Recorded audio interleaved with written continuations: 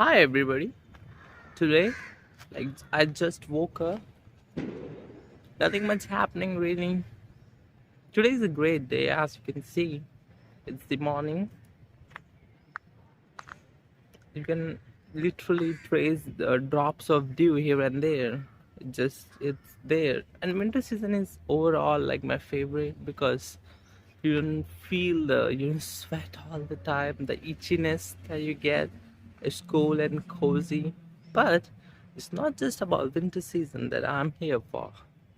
Let's just explore, dissect, go back in my personal history and pull up some of the cards from my past, the cards of like the novels that I really enjoyed and still do to certain level, but not like to the extent. I still love reading books and novels, but still now it has actually gradually came down, declined as the days have rolled on, but still they have been pretty good.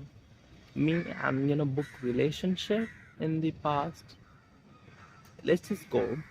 The first very book that I ever read was actually Wings of Fire by APJ Abdul Kalam. Like, if you don't know, guys, who he is, he was the actually missile man of India, and he was a phenomenal scientist. He went and became president. He was elected for presidency. He was actually head of the department in the ISRO, Indian Space Research Organization, and a great down to earth visionary who believed in simple living and high thinking. That was the first one. And at that time, I wasn't, feeling it all. I was just, skim reading. I understood some parts, some doesn't. I went through some pictures, but still, that was the very first novel that I got my hands in, and it was actually bought by my uh, father, my papa. Actually, I told him to get it, like, get it, definitely get it that day, and he actually got it from the store, and it took me actually 1 week or two, and that is a pretty he has actually gone into his food. It's an autobiography, great book for personal development and elimination, from coming from such a down to earth humble visionary of all time, who has actually shaped and molded the Indian Space Research Organization, and built security for India. That was the first one. And the just after that, I was pretty interested. I did some Google search, and the very first result that was there was The Alchemist by Paulo Coelho.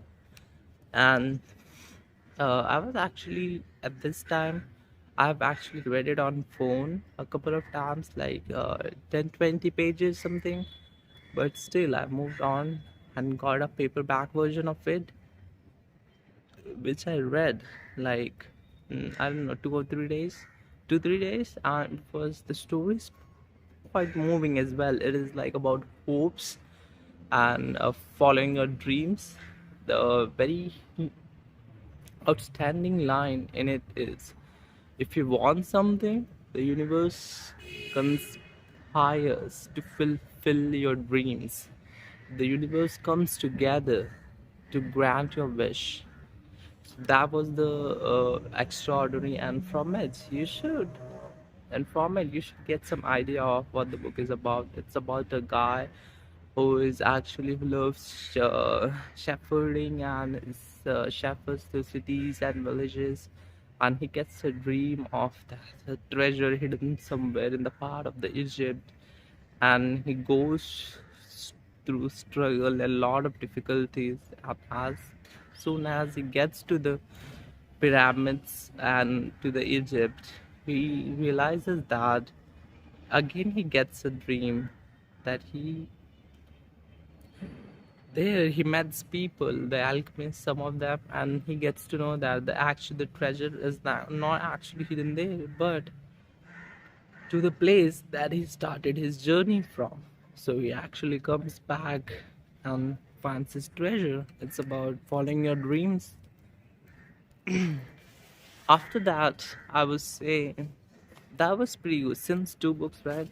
One autobiography, genre wise, and the second one is fiction, fiction fantasy, fiction story, whatever you want to say. But that was so cool. Like Paulo Coelho knows how to, tell a epic story, and it is widely recommended by everybody. The Alchemist by Paulo Coelho. After that, the book that came uh, in my hands was The Seven Habits of Highly Effective People. But as I'm now more of a self-help guy, so I read through the the chapter names and just topic-wise, not page to page or cover to cover. It was a quick read, Seven Habits of Highly Effective People. But some of the takeaways from that book was like the paradigm shift. For example, you have to shift your perspective to adapt to the outer world, not the other way around. Is the paradigm shift, and it's more about gives you it tells you some of the most inspiring stories and motivational ways to live your life. For example, look in, not out. Always look inside, not outside. Look what you can do and what you have control over, rather than stressing the fact that you don't control that aspect of your life.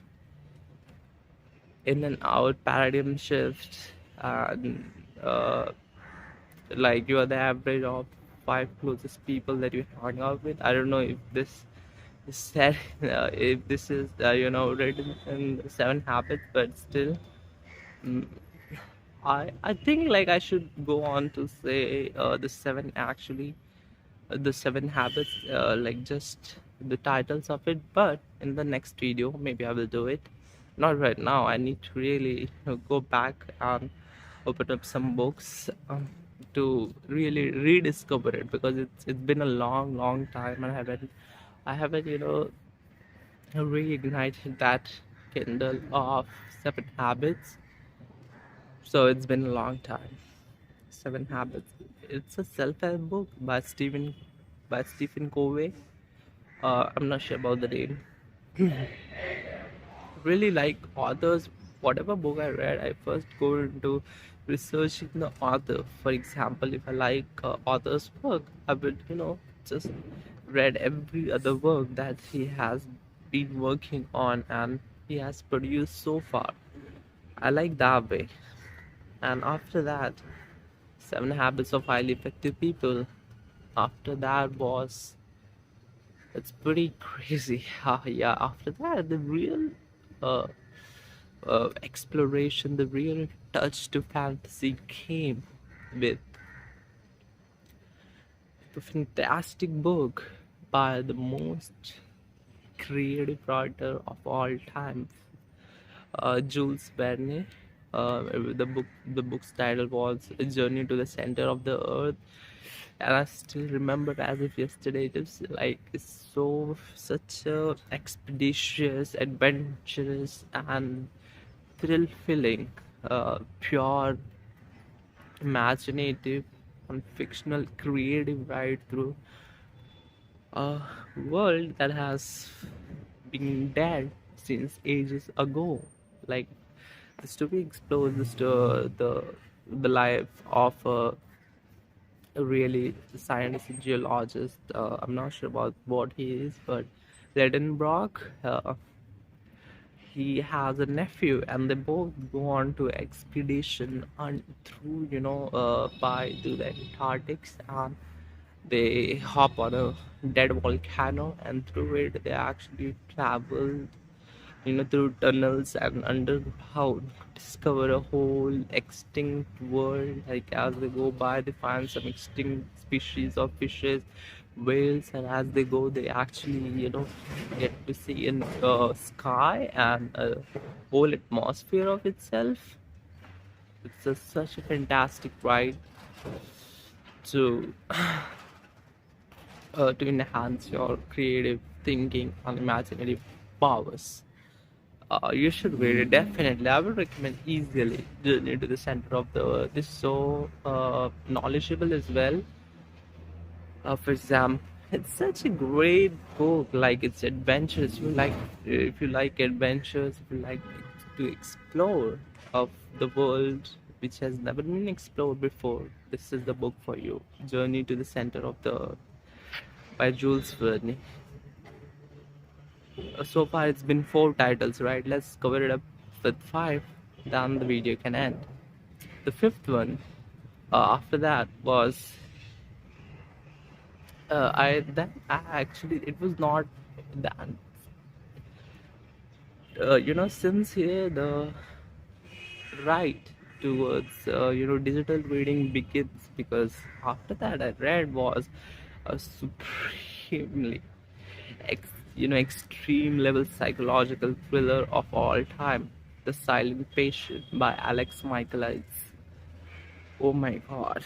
Like again, still yesterday. These are my quite favorites, and quite for the reason that that was the first book that I was completely into reading by that, because that world, fictional world, felt so surreal to me, and it's such a thriller filled, full of, to awake to, it just takes all your emotions and awakes them and makes everything so alive around you. My goodness, like, wow. I would love to give you a summary of it, but I'm running short on time.